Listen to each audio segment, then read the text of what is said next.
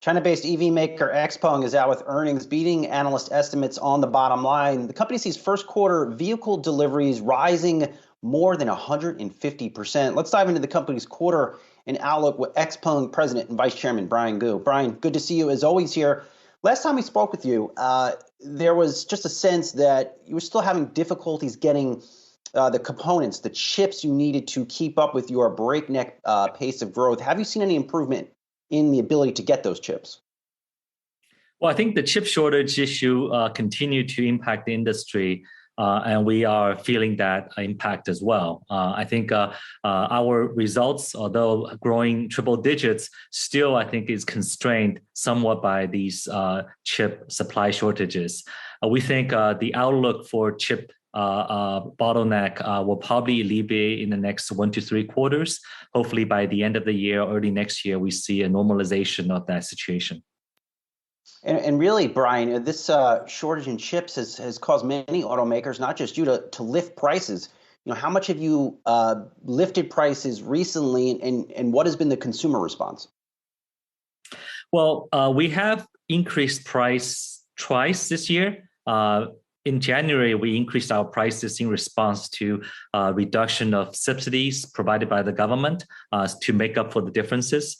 And then in March, just a few weeks ago, we increased price by around 5 to 8%, and to really make up for the cost increases that we're seeing in battery, in chips, to make sure that we cover our costs adequately.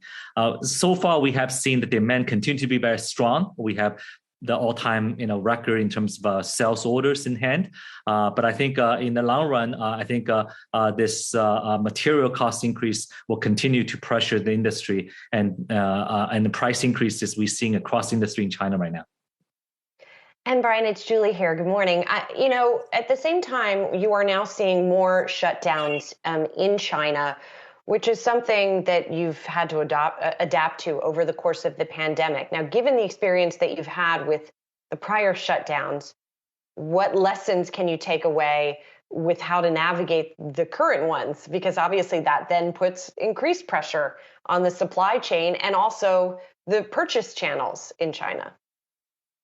Yeah, it's a tremendously challenging operating environment in China and also globally for our industry because we rely on a global supply chain.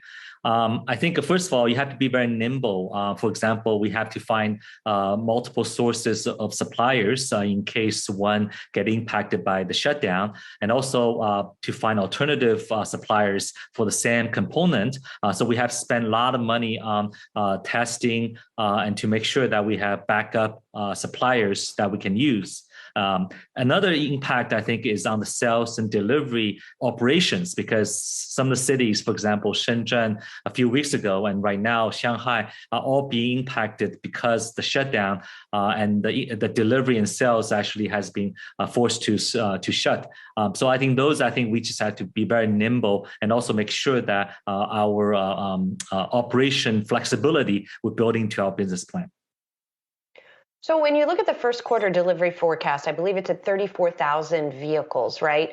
I don't know if there's a way to quantify this, but if you didn't have shutdowns, for example, what kind of deliveries would that be able to unlock? How much have you been able to quantify how much this has been depressing the numbers?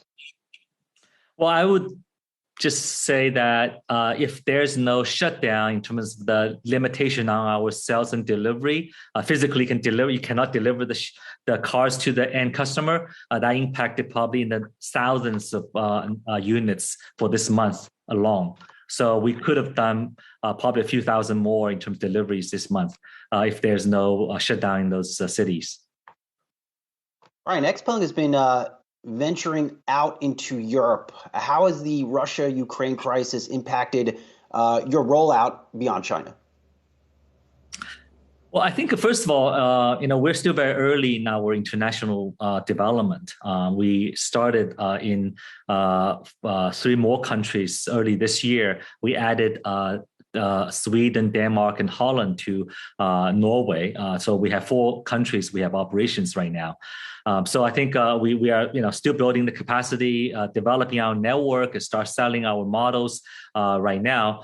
And also, I think this obviously the global turmoil is making us more cautious about deploying, our capital and resources in Europe. So we have to probably do it in more measured ways. But I think the goal for us, as I said in the past interviews, is for us to develop these capabilities, is not to expand and to count down large quantity of deliveries this year. So Brian, just to follow up on that, are you pausing your European rollout? No, we're not pausing. What I'm saying is that we actually have to be more measured in terms of developing international European presence, given what's going on in Europe. But we are committed to develop a brand, operation, and service network in those countries we sell our cars. And Brian, I was watching an Xpeng video ahead of this interview on, I guess it was new driverless technology from inside a parking garage that will park your car in a garage. It's pretty wild stuff. Is that out yet? And how do you develop stuff like that? Well, this is actually rolled out already in our most latest OTA in our P5. This actually incorporates the capability of the LiDAR that we have on P5. It allows a vehicle to automatically drive to their parking space from multiple levels. Difference in terms of a parking garage, and still remembers the parking spot and park appropriately in there. So this is almost a level 4 like feature, but obviously in China it's still regulatorily not permitted, so we have to require drivers to be inside the vehicle. But that technology is actually realized already. And then finally, just circling back around to the supply chain questions. Specifically, I wanted to ask you about lithium for batteries, because I know that has been a particular issue. Leaving the chips aside for a minute, that's been another issue. Lithium, a key component in electric